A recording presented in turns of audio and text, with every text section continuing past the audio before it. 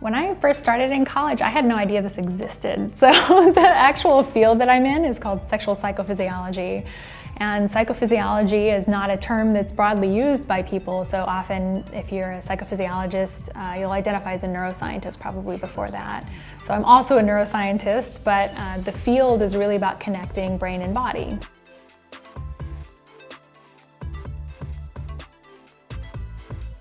We have a very unique approach to how we study this because we use a psychophysiological approach. That means we use sensors on the body and compare it to what people say they're experiencing.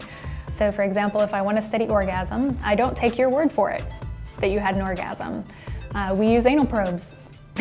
We look for contractions that are associated with orgasm, always in men, turns out not always in women. And so that becomes something we're studying. If we want to look at people's sexual motivation, we can ask you, do you feel sexually motivated? Do you feel desire? But then I want the brain measure too. I want to see, you're telling me you don't feel drive in response to what we've just shown you, but your brain's telling me something different. Why is that? So to me, that psychophysiology is exactly the connection between the two. That's understanding your report, your experience, and then how that relates to what your body is telling me you're really feeling. And when those two things disagree is usually where things get interesting.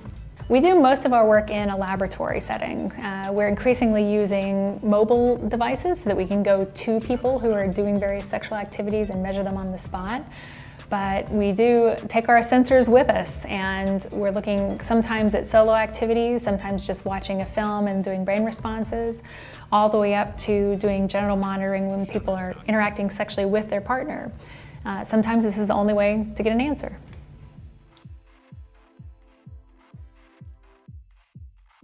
One thing that always surprises me when I talk about my research in more open settings to the public is things that within our field have been known for a long time have not gotten out to the public.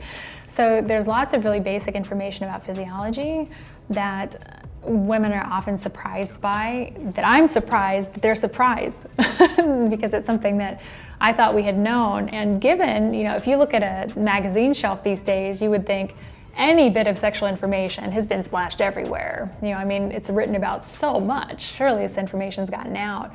But it absolutely hasn't. There's lots of things that we know within our field that have been studied for decades that for whatever reason aren't making kind of public discourse. They're not making the magazines, they're not making the movies. And that's part of, I think, why it's important to communicate this stuff as a scientist. That is, we have information that I think would help women feel better about how they're working or give them ideas about how to improve their lives that for whatever reason is not filtering through the journalists. It's not reaching the public. So I do think that's an important function of what we do.